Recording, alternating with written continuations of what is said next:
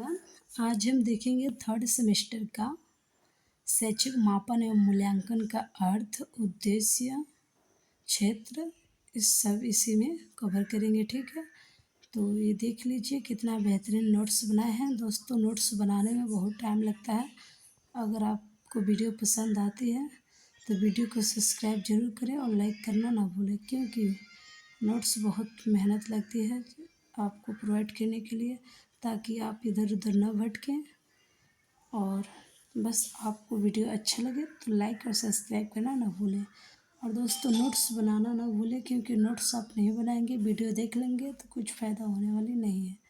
तो नोट्स बना लीजिए, ताकि एग्ज़ाम में आपको पता ही होगा कि जुलाई में एग्ज़ाम कन्फर्म कह रहे हैं, लेकिन कन्फर्म नहीं है, बदलेगा। लेकिन इसी का कन्फर्म मान के अपना आप स्टडी कीजिए, क्योंकि समय नहीं है। अगर अगस्त में भी कराते हैं तो जुलाई मान के आप तैयारी कीजिए। ठीक है, तो वीडियो को ज़रूर लाइक करिए, क्योंकि नोट्स बनाने में बहुत समय लगता है। ठीक है, तो चलिए वीडियो को देरी ना करते शुरू करते हैं। देखिए क्या करता है, कह रहा है शैक्षिक मापन एवं मूल्यांकन।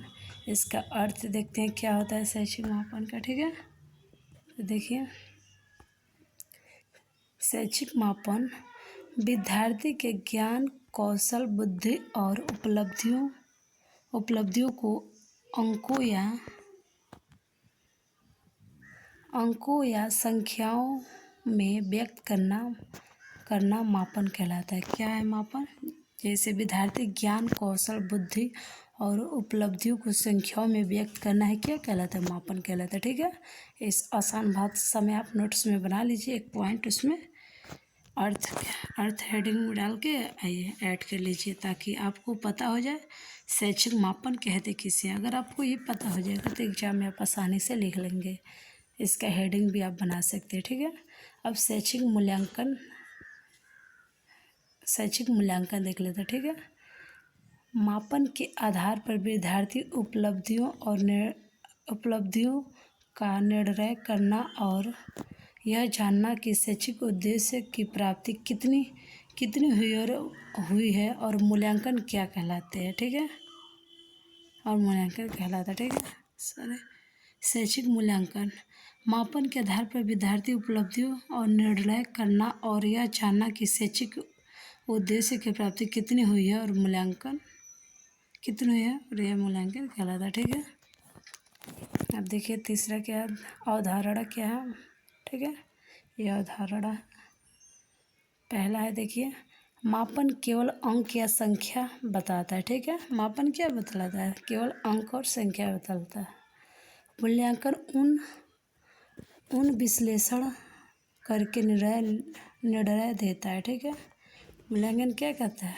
मूल्यांकन उन अंकों का विश्लेषण करके निर्णय देता है। ठीक है, मापन मूल्यांकन का एक भाग है। मापन क्या है? मूल्यांकन का एक भाग है। यह दोनों उद्देश्य छात्र की प्रगति और सुधार करना है। ये दोनों उद्देश्य में छात्र की प्रगति और सुधार करना है। ठीक है, उद्देश्य क्या कह रहा है देख लेते हैं। विद्यार्थी की प्रगति का पता लगाना और शिक्षण प्रभावशीलता जानना। ठीक है, इसका उद्देश्य है। मापन और शैक्षिक का छात्र की कमजोरियों और शक्तियों को पहचान करना,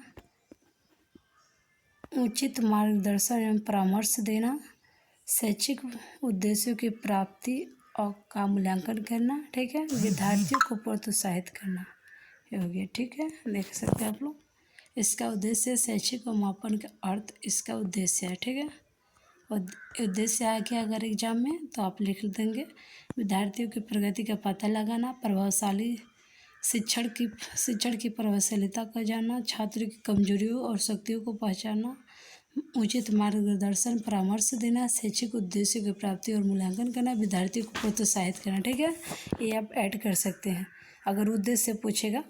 अगर आपको अर्थ पता हो गया तो उद्देश्य हर चीज़ आप बना सकते हैं। ठीक है, तो देखिए, अब देखिए इसका संकल्पना क्या है। शिक्षा में मापन और मूल्यांकन एक सतत प्रक्रिया है। ठीक है, शिक्षा में मापन और मूल्यांकन क्या है? एक सतत प्रक्रिया है। यह केवल परीक्षा तक सीमित नहीं है बल्कि छात्रों के सर्वांगीण विकास का अध्ययन करता है। ठीक है, इसमें ज्ञान, कौशल, व्यवहार, रुचि और दृष्टिकोण का भी मूल्यांकन किया जाता है। इसका संकल्पना है। ठीक है, इसका क्षेत्र आ जाए एग्जाम में 3rd सेमेस्टर में। ठीक है, तो आ जाए तो आप आसानी से इसका क्षेत्र आ जाए, कुछ भी आ जाए, संकल्पना आ जाए, अर्थ आ जाए, तो आप लिख लीजिए। ये पॉइंट आप नोट्स में ऐड कर लीजिए, क्योंकि बहुत ही समय लगता है नोट्स बनाने में। आप आसानी से इस वीडियो को पूछ करके और आसानी से नोट्स बना लीजिए, ताकि आपको एग्ज़ाम टाइम दिक्कत ना हो। 10-15 दिन बचेगा, तब भी आप रिवीजन कर सकते हैं।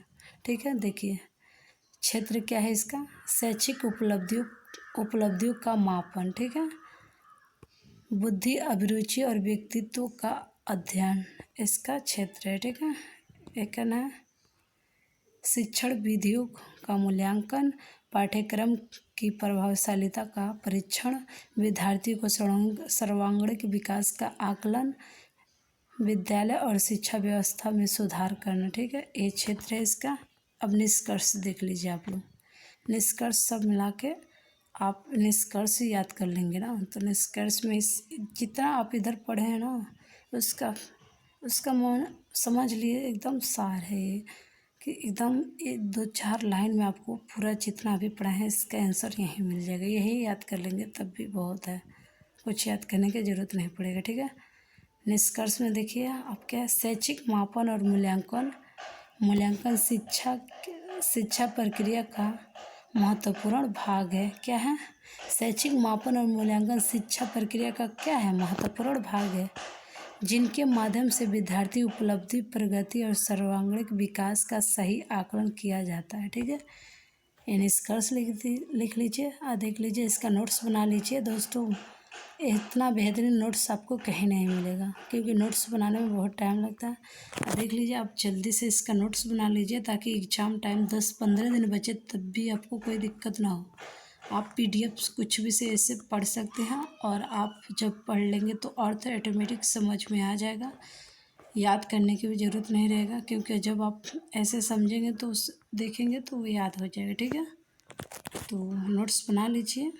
मिलते हैं एक नेक्स्ट वीडियो में, तब तक के लिए जय हिंद, और वीडियो को सब्सक्राइब जरूर करें।